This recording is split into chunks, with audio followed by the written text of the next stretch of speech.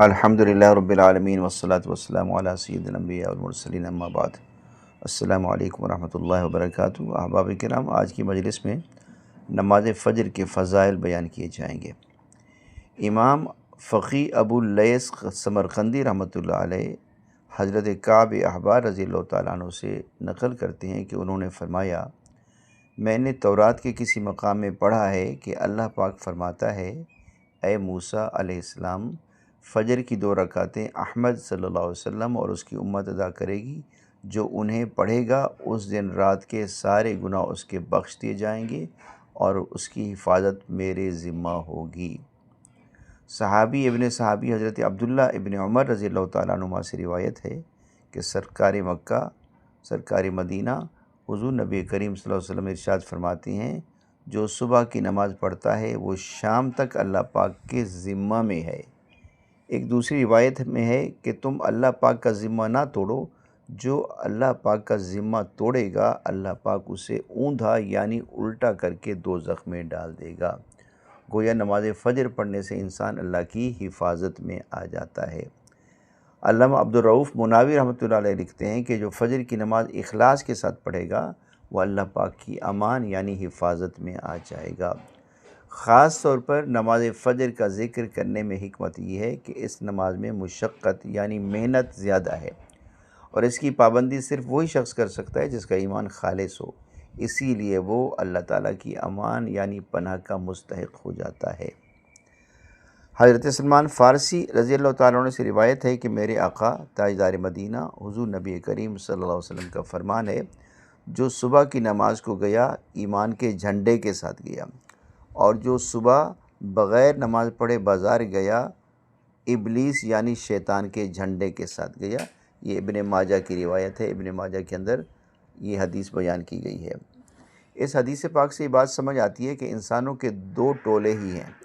ایک حزب اللہ یعنی اللہ کا گروہ، اور دوسرا حزب الشیاطین یعنی شیطان کا گروہ۔ ان کی پہچان یہ ہے کہ رحمانی ٹولے والے دن کی ابتدا فجر کی نماز سے اور اللہ پاک کے ذکر سے کرتے ہیں، اور شیطانی ٹولے والے بغیر فجر کی نماز کے بازار اور دنیاوی کاروبار سے کرتے ہیں۔ خیال رہے کہ دنیاوی کاروبار منع نہیں، مگر صبح سویرے اٹھتے ہی نہ خدا کا نام لینا نہ اس کی عبادت کرنا بلکہ دنیاوی کاموں میں لگ جانا، یہ شیطانی کام ہے۔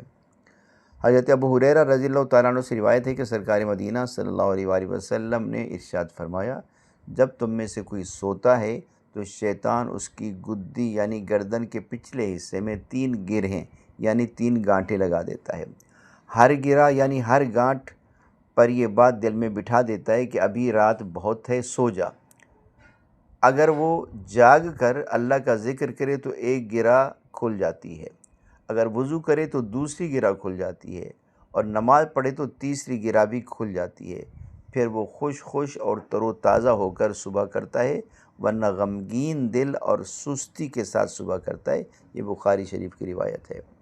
اس حدیث پاک سے معلوم ہوا کہ شیطان انسان کے بالوں میں صبح کے وقت غفلت کی 3 گرہیں لگا دیتا ہے،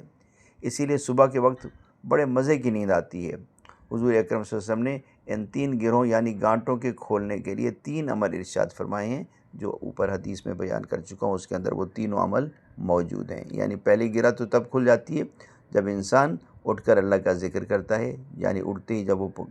دعا پڑھتا ہے کہ الحمدللہ الذی احیانا بعد ما اماتنا والیہ النشور، یہ اللہ کا ذکر ہے۔ جیسے یہ دعا پڑھے گا یا اللہ کا ذکر کرے گا تو یہ گانٹ کھل جائے گی، وضو کرے گا تو دوسری گانٹ کھل جائے گی، اور جب نماز پڑھے گا تو پھر تیسری گانٹ بھی کھل جائے گی۔ علامہ ملا علی قاری رحمۃ اللہ علیہ جو مشہور محدث ہیں، وہ لکھتے ہیں، اس حدیث کے تحت لکھتے ہیں کہ جو شخص اپنی صبح کی ابتدا نماز فجر سے کرتا ہے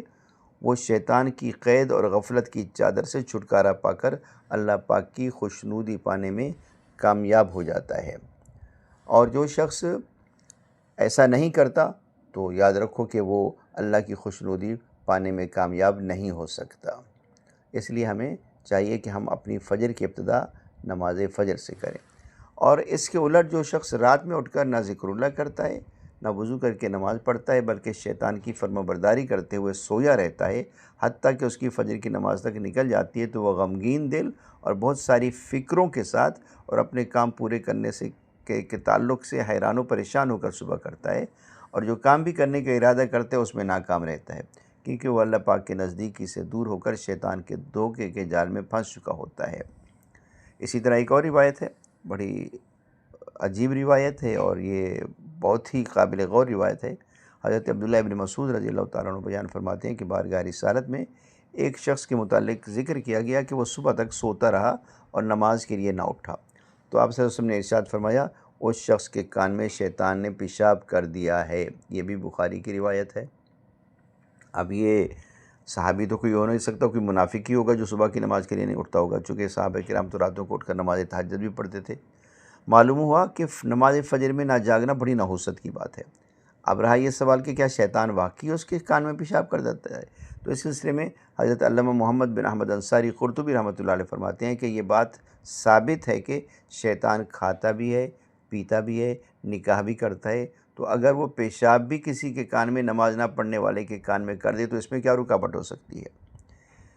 ایک اور بھی آخر میں بات عرض کرتا چلوں، قوت القلوب ایک کتاب ہے، اس میں لکھا ہے کہ شیطان کے پاس سعوت ناک میں ڈالنے والی کوئی چیز ہوتی ہے، لعوق چاٹنے والی کوئی چیز، اور ضرور آنکھ میں ڈالنے والی کوئی چیز۔ جب وہ بندے کی ناک میں سعوت ڈالتا ہے تو اس کے اخلاق برے ہو جاتے ہیں، جب لعوق چٹاتا ہے تو اس کی زبان برا بولنے والی ہو جاتی ہے، اور جب بندے کی آنکھ میں ضرور ڈالتے ہیں تو رات بھر سویا رہتا ہے یہاں تک کہ صبح ہو جاتی ہے اور وہ فجر کی نماز کے لیے بھی نہیں اٹھتا۔ تو اللہ پاک ہم سب کو نماز فجر کی ادائیگی کی توفیق عطا فرمائے، بلکہ جماعت کے ساتھ ادائیگی کی توفیق عطا فرمائے، چونکہ یہی وہ نماز ہے کہ جس کی وجہ سے رزق میں برکت ہوتی ہے، انسان کی زندگی میں برکت ہوتی ہے، انسان کے کام آسان ہوتے ہیں۔ اللہ پاک ہم سب کو نماز فجر پابندی کے ساتھ بلکہ با جماعت ادا کرنے کی توفیق عطا فرمائے۔ وآخر دعوانا ان الحمد للہ رب العالمین۔